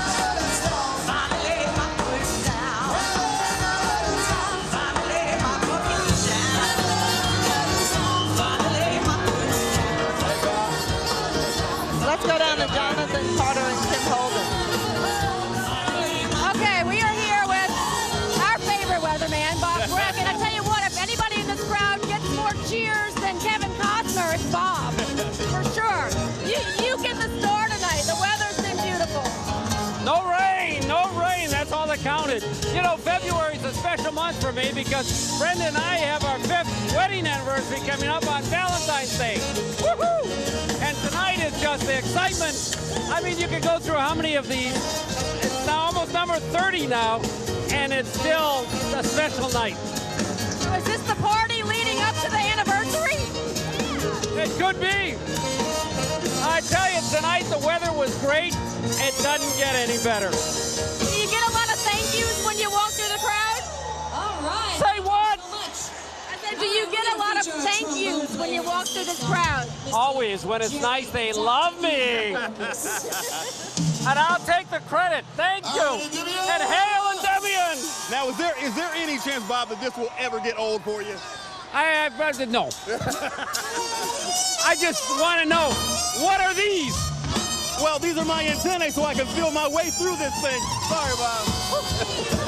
And you're real good friends with Endymion. Yes, Ed and I go way back, and he asked me to be their official weatherman many years ago. And so I felt honored, and I've been doing it for 20-some years. And only been wrong once. What? Once. You sure about that? 2 years ago. And he'll never forgive me. Here comes more floats, so we got to go catch bees. Go ahead. All right, Bob Bragg gets the credit for the good weather tonight. He was right. It was absolutely beautiful, and he's taking the credit, as you can see, John Nancy. Oh, yeah, he's loving this. I know it. He's been talking about this parade for days. I'm still waiting for that special hat. Let's go down right now to Eric and Jennifer. Hey, guys. We're standing here. You saw her earlier tonight looking beautiful, reigning over the parade, and we have the Queen with us tonight. What was the experience of reigning as Queen of Endymion like? It was a lot of fun. It was a good experience. What was it like to have all of these family members? I mean, we've been here talking to your mom, your grandmas are here. I mean, you got classmates here. What was it like when you came over here and you saw your mom and you saw everybody in your family? It just made me more excited and more, I don't know, it just made it more fun. Now, I know every woman who sees you and all the maids dressed in those costumes, going through our head is, are they as heavy as they look? Are they what? Are they as heavy? Yes, they're really heavy. What about this parade stands out the most? What was the most fun and the thing that you'll remember the most about being Queen of Endymion? Everybody just gets really excited about the parade, which makes you more excited, and that just was really fun. Did you get to meet Kevin Costner and the Doobie Brothers and these Go-Go's? I got to meet Kevin Costner last night. What was he like? He was nice. Very good. Very good. And I have to say, I'm biased as a Sacred Heart grad. All the Sacred Heart classmates are here. So, but she reigned as a wonderful queen. And again, it's a lifetime experience in New Orleans. Back to you. You get a hazard pay down there, or you should. One of the people inflicting some of that harm was Rob Masson, who filed this report as he rolled into the dome maybe 45 minutes ago. Guys, we have had a good 4.5-hour ride. We are now pulling inside the Superdome, and the way this thing unfolds behind us is just magnificent. You can see the fabrics coming down from the center of the dome. Must be 30, 40,000 people in here. We've got a few more beads left to throw to our friends who are in here at the big party. These guys are tired. We got a lot more moving around room in the float than we had before. Everybody's eager to see their friends and loved ones at the tables. Listen to a little musical entertainment. It has been a great night. And I got to tell you, it was perfectly cool outside the whole night. And right now inside the dome, it feels absolutely wonderful as well. So we're going to be rolling here in a minute, finishing up and going to listen to some of the entertainment and catch up with you guys in a little bit. Happy Endymion, everybody. We'll talk to you later. Back to you. Yeah, thank you. We're going to talk to Rob in just a minute about that incredible ride. I can't wait to see what it was really like. But in the meantime, they're still throwing till it hurts. You see they're flying off the floats, those beads. We'll be back with much more of Endymion 2008 in a moment.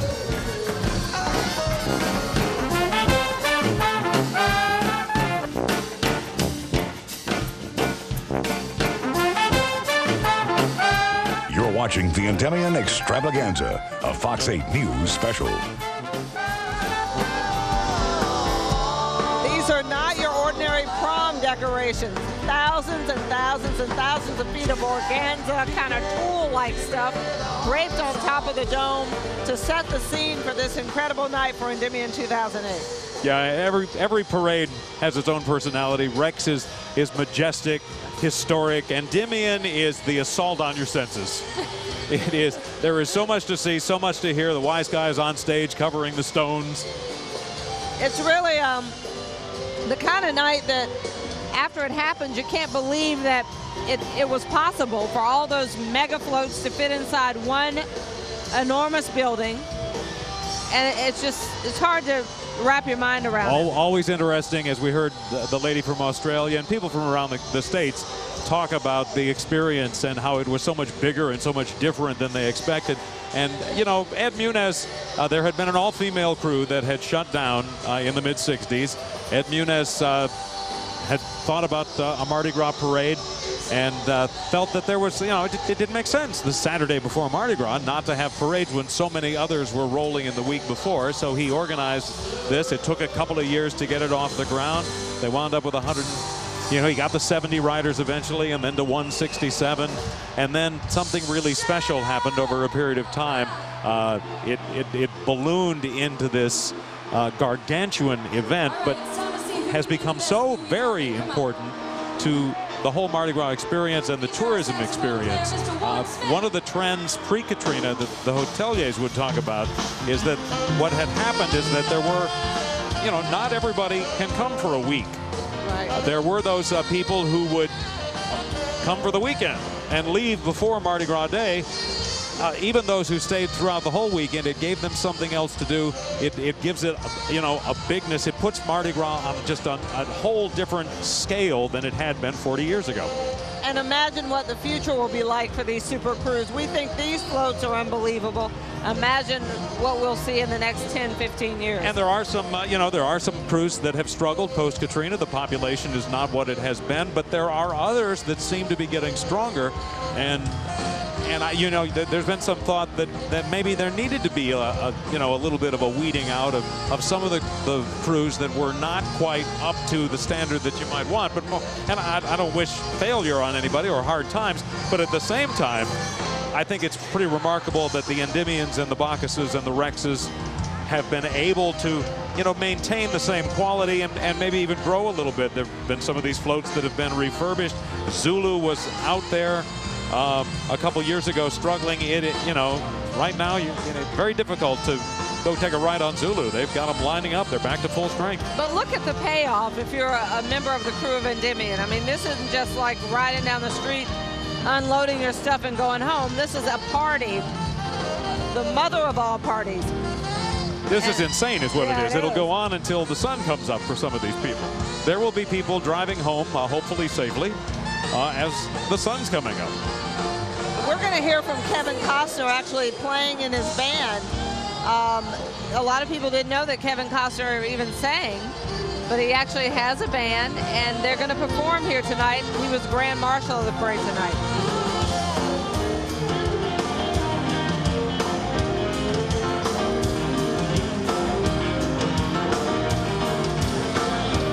We are at a lull at the moment. This happens once or twice during the cycle because these floats are so big that they actually have to get some of them out before they're able to get others in. And then eventually what they'll do is form a nice big semicircle and use the floats as a prop at the end. Let's listen in to the wise guys.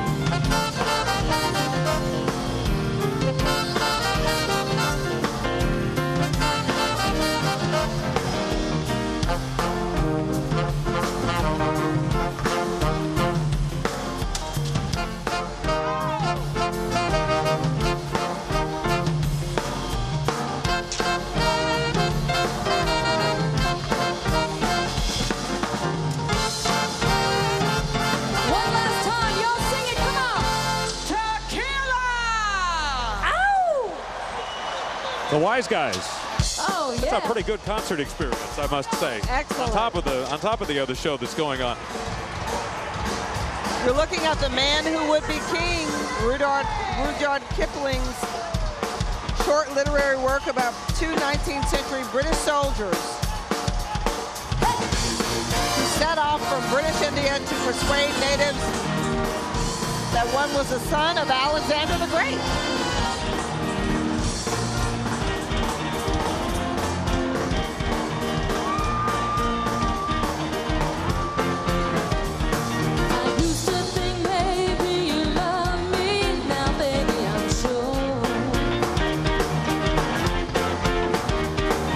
I must say, this has been a great theme. And I'll be honest, my initial reaction when they said the theme, oh, it's Kipling. It's really? What are they going to do with that? And then when you think about it, there were from the Jungle Book on to the many other stories, there were just wonderful opportunities. Rex has a great theme this year. They do. It's all the rivers of the world. And it's a really recognizable theme because when you look, you can tell what the river Styx is. You can tell, you know, what the Nile River is, the Mississippi River. And they said they almost wanted to do the theme.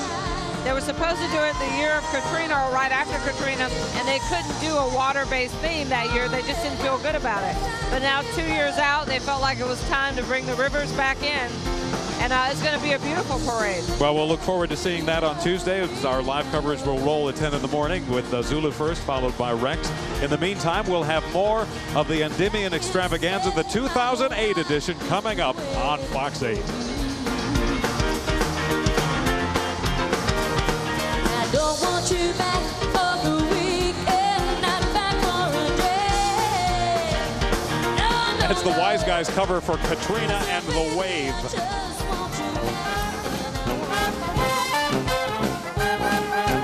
You're watching the Endymion Extravaganza, a Fox 8 News special. We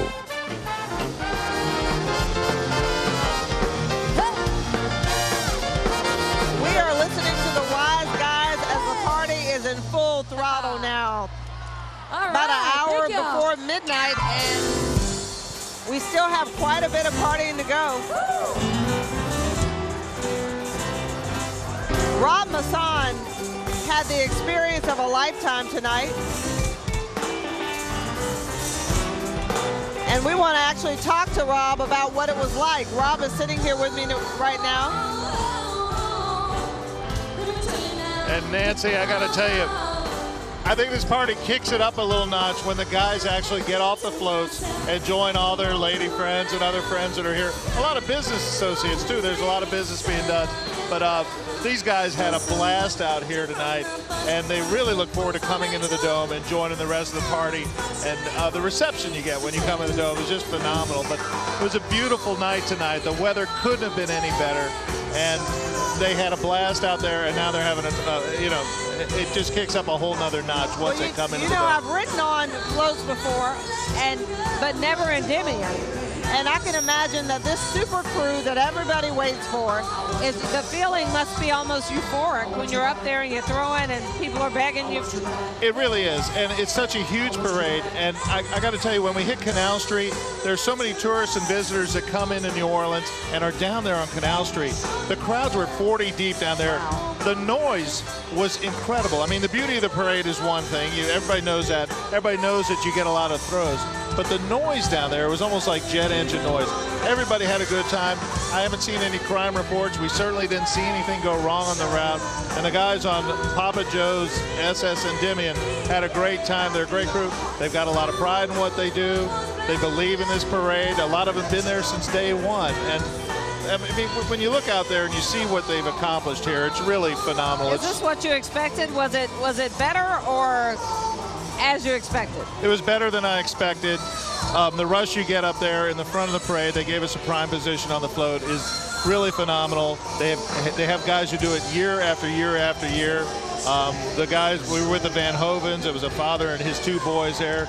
Couldn't have been having any more fun. I mean, it's a generational thing. They've been doing it for 30 years. And you ran out of beads? Did you run out of beads? Well, I mean, I saved one of these for you. Oh, good. I mean, I did not cut my friend short, but yeah, I mean, this is all I've got left. And the float came out empty. When we got on the float, you could not move around. It was a pretty big float too. But by the end of it, I mean, there was nothing there. We were actually picking them up off the ground.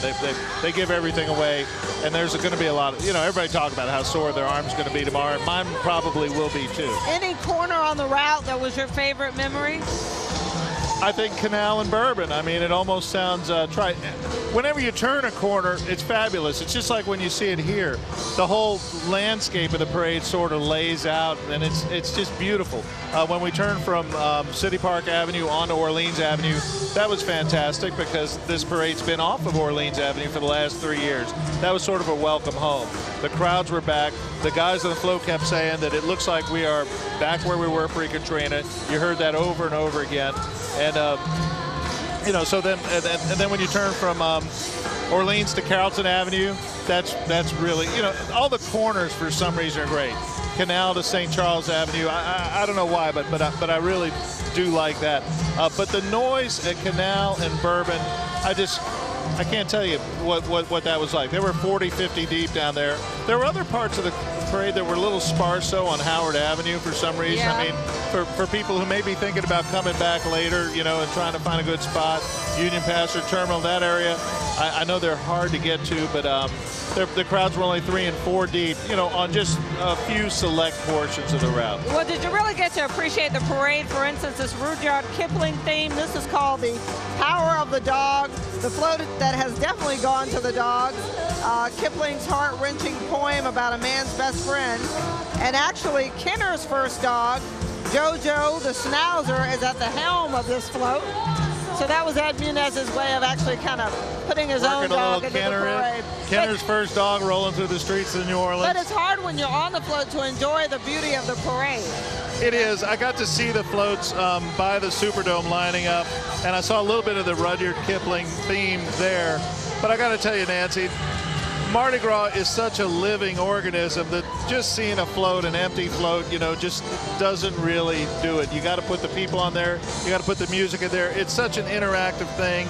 The floats weren't lit up when I saw them in front of the Superdome, but it's theater. I mean, that's all you can say about it. And then, not to belabor the point, but coming into this dome, I can imagine it's almost like coming into almost like a surprise party, and you're the guest, right? It is. All the guys on the float started nudging you. All right, Rob, check this out, check this out. I've seen it before. I'll never forget the first time I saw this layout. It was one of the most beautiful things I've ever seen before. I'd heard about this extravaganza for many, many years, but you got to see it. It's unbelievable. I'm not even sure television does it justice.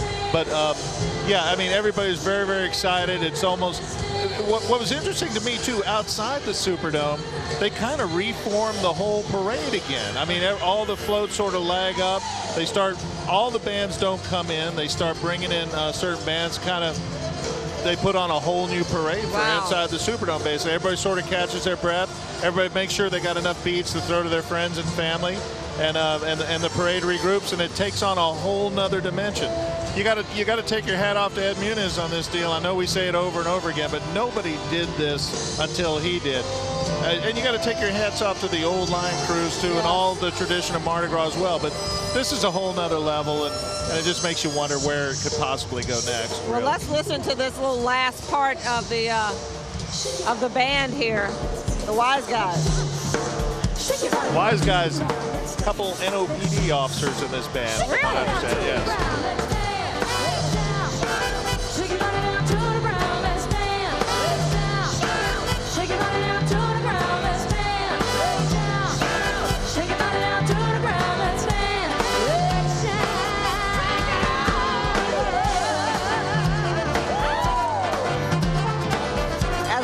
Goes on into the night. We're going to hear a little bit about what you can expect for tomorrow for your parade forecast weather.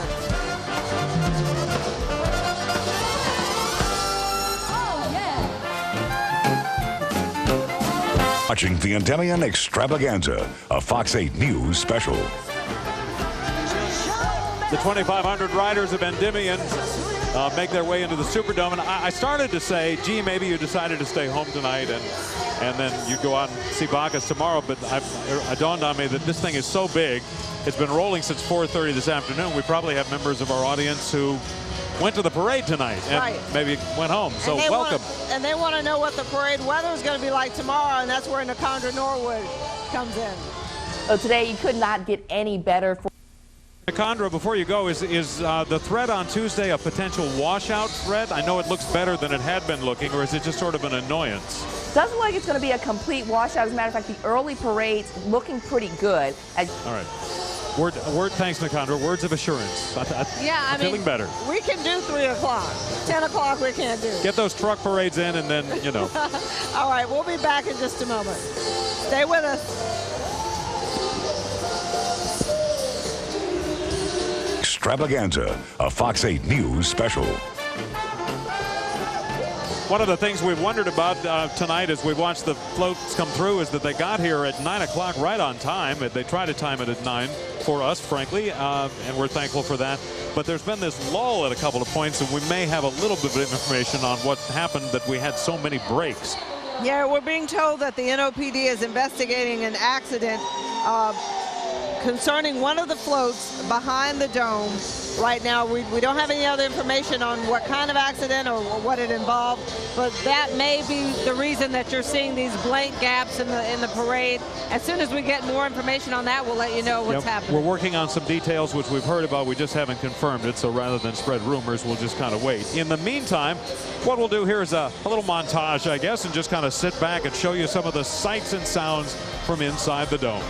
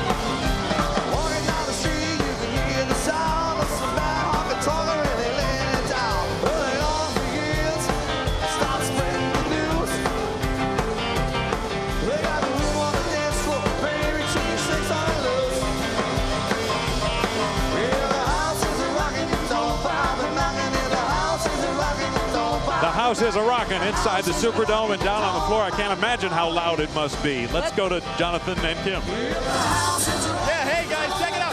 Listen, you see all this stuff in my hands right now. But as this flow goes by here, as people catch the last of the throws, I want to show you something real quick. Today has been not so much of what I brought as what I found. A diamond wedding ring for Miss Becky right here. Becky, we found your ring, right? We found your ring. Thank God to you. You're my hero. You found my ring. It was a diamond wedding ring. As she was catching throws, it fell off her hand. I found it in this gaggle of stuff on the ground, and she is so happy. I think I saved her marriage. Here's her husband, Brad, right here. Hey, this is a lifesaver right here. This is the man that found the ring. If not, I don't know what I'd be doing right now. Maybe calling the insurance on Mardi Gras. Well, at Fox 8, we keep people happy. Well, for Kim, any last words? Oh, I'm just trying to save myself over here. I'm in a bad way. I've actually had to pull out the hard hat because I got nailed a few times. And yeah.